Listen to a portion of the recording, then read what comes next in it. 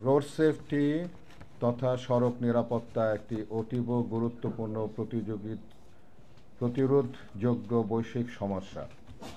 বিশ্ব স্বাস্থ্য সংস্থা প্রকাশিত global report on road safety 2023 অনুযায়ী বিশ্বে প্রতি বছর আনুমানিক 1.19 মিলিয়ন মানুষ মারা যায়, যা 5 থেকে 29 বছর বয়সী শিশুদের মৃত্যুর প্রধান কারণ এবং সকল বয়সী মানুষের মৃত্যুর 12তম প্রধান কারণ। এই সকল মৃত্যু শতকরা 92 অর্থাৎ প্রতি 10টি মধ্যে 9টি ঘটে নিম্ন ও মধ্যম আয়ের দেশগুলোতে। সড়ক নিরাপত্তা এরূপ বৈশ্বিক পরিচিতি বিবেচনা এক সড়ক জীবনের জন্য প্রতিশ্রুতিবদ্ধ প্রতিপাদ্যকে সামনে রেখে বিশ্ব স্বাস্থ্য সংস্থার সহায়তায় মরক্কো আগামী 18 থেকে 20 ফেব্রুয়ারি 2025 তারিখে চতুর্থ global ministerial conference on road safety আয়োজন করতে যাচ্ছে। উক্ত কনফারেন্সের সুনির্দিষ্ট আউটকাম সমূহ হল: সড়ক নিরাপত্তা সংশ্লিষ্ট বিষয়গুলো সফল বাস্তবায়নের কার্যকর কৌশল সম্পর্কে শেখা, সড়ক নিরাপত্তা বিষয় রাষ্ট্রের প্রতিশ্রুতিসমূহ পুনর্জীবিত করা, টেকসই উন্নয়ন লক্ষ্যমাত্রার 2030 সালের এজেন্ডার মধ্যে সড়ক নিরাপত্তা সংশ্লিষ্ট বিষয়গুলোকে বৃহৎ পরিসরে একীভূত করা এবং আন্তর্দেশীয় রাজনৈতিক ঘোষণার সম্মত হওয়া।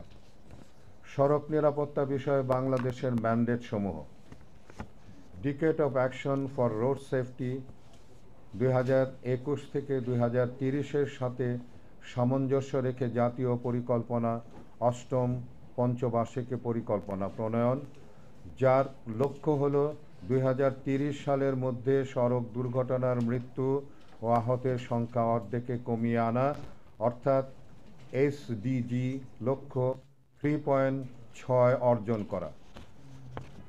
জাতীয় সড়ক নিরাপত্তা কৌশলগত কর্ম পরিকল্পনা 2021-24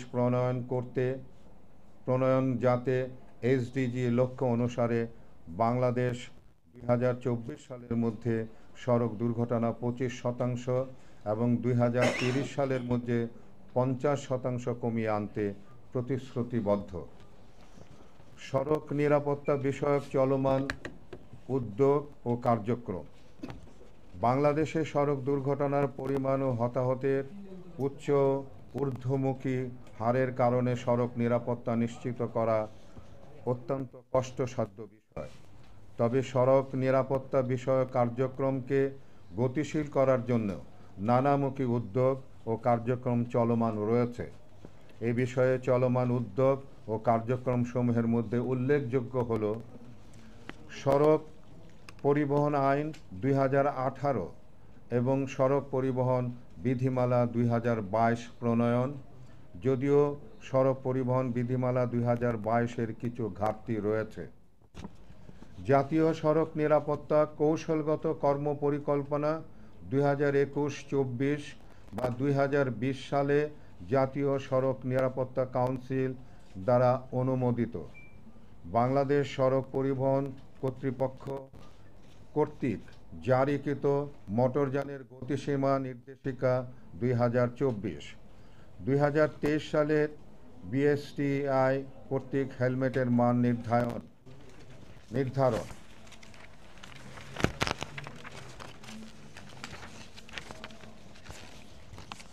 বাংলাদেশের সড়ক নিরাপত্তা পরিস্থিতি: সড়ক দুর্ঘটনা রোড ক্র্যাশ বাংলাদেশে মানুষের মৃত্যু আহতের অন্যতম প্রধান কারণ, যা দেশের স্বাস্থ্য ও অর্থনীতির উপর একটি বড় বোঝা। বিশ্ব স্বাস্থ্য সংস্থায় প্রকাশিত প্রতিবেদন অনুযায়ী বাংলাদেশে সড়ক দুর্ঘটনার মৃত্যুর আনুমানিক সংখ্যা 2018 সালে ছিল 24,944 জন। 2021 সালে তা বেড়ে হয়েছে 31,578 জনে। অন্যভাবে হিসেব করলে 2016 সালে প্রতি 1,00,000 জনের মধ্যে মৃত্যুর হার ছিল 15.3%, যা 2021 সালে বেড়ে হয়েছে 18.6%। এছাড়া বিশ্বব্যাংকের মতে রোড ক্র্যাশের ফলে দেশের অর্থনীতির আনুমানিক ক্ষতি জিডিপি 5.1% পর্যন্ত হতে পারে। একটি সমন্বিত সড়ক নিরাপত্তা আইনের দীর্ঘদিনের দাবি দেশের তরুণ কিশোর সহ আপাময় জনসাধারণের। 2018 সালের জুলাই মাসে 2 শিক্ষার্থীর মৃত্যুর পর দেশব্যাপী একটি শক্তিশালী ছাত্র আন্দোলনের মাধ্যমে এই দাবি আরও জোরালো হয়। দেশের সকল শ্রেণী পেশার মানুষ ছাত্রদের এই আন্দোলন তথা দাবির সমর্থনে নিঃস্বার্থভাবে তাদের সাথে যোগ দেয়। নিরাপদ সড়ক নিশ্চিত করা এবং সংশ্লিষ্ট বিষয়ে কঠোর আইনের দাবিতে শিক্ষার্থীদের আন্দোলন দ্রুত সারা বাংলাদেশে ছড়িয়ে পড়ে। বিষয়টি গুরুত্ব সহকারে বিবেচনা নিয়ে সরকার সড়ক পরিবহন আইন 2018 পাস করে। আইন পাস করা হলেও তাতে সড়ক নিরাপত্তা সংশ্লিষ্ট অনেক বিষয়ে ঘাটতি ছিল, যার সিংহভাগই ছিল পরিবহন বা যানবাহন কেন্দ্রিক। ফলশ্রুতিতে সড়ক দুর্ঘটনায় মানুষের এবং প্রাণহানির ঘটনা নৈমিত্তিক বিষয়ে পরিণত হয়েছে। সড়ক নিরাপত্তা নিশ্চিতকরণের বিবেচ্য বিষয়সমূহ: 2030 সালের এজেন্ডা সড়ক নিরাপত্তা সম্পর্কিত লক্ষ্যমাত্রা, যেমন লক্ষ্যমাত্রা 3.6 এবং 11.2 এর কার্যক্রমে 2030 এর পরেও অব্যাহত রাখার গুরুত্ব পুনর্ব্যক্ত করা এবং টেকসই উন্নয়ন লক্ষ্যমাত্রা 3 এবং 11 অর্জনে তাদের গুরুত্বের স্বীকৃতি দেয়া। যেহেতু দেশে সড়ক নিরাপত্তা বিষয়ে সুনির্দিষ্ট কোনো আইন বা বিধি নেই, তাই সরকারের উচিত একটি সমন্বিত সড়ক নিরাপত্তা আইন প্রণয়ন করা, যা হতে হবে প্রমাণভিত্তিক, সাফল্য এবং সেফ সিস্টেম অ্যাপ্রোচের আলোকে। পাশাপাশি বৈশ্বিক পরিকল্পনায় সুপারিশকৃত 5টি ক্ষেত্রকেও বহুমুখী পরিবহন ব্যবস্থা ও যথাযথ ভূমি ব্যবহার পরিকল্পনা, নিরাপদ সড়ক অবকাঠামো, নিরাপদ যানবাহন, নিরাপদ সড়ক ব্যবহারকারী, দুর্ঘটনা পরবর্তী ব্যবস্থাপনা এর আওতাভুক্ত করতে হবে। বাংলাদেশে রোড ক্র্যাশ এবং তাতে হতাহতের পরিসংখ্যান জানার লক্ষ্যে তথ্য সংগ্রহের জন্য কোনো কাঠামোগত ব্যবস্থা যেমন নেই, তেমনি নেই সুনির্দিষ্ট তথ্য। রোড ক্র্যাশের প্রকৃত চিত্র উপস্থাপনের জন্য সরকারকে একটি কেন্দ্রীয় তথ্য ব্যবস্থা বা একটি কেন্দ্রীভূত ডাটাবেস তৈরির উদ্যোগ নিতে হবে, যেখানে রোড ক্র্যাশ সংশ্লিষ্ট সকল তথ্য অন্তর্ভুক্ত থাকবে এবং যা বিশ্লেষণের মাধ্যমে রোড ক্র্যাশ প্রতিরোধে কার্যকর ব্যবস্থা গ্রহণের সুযোগ তৈরি হবে।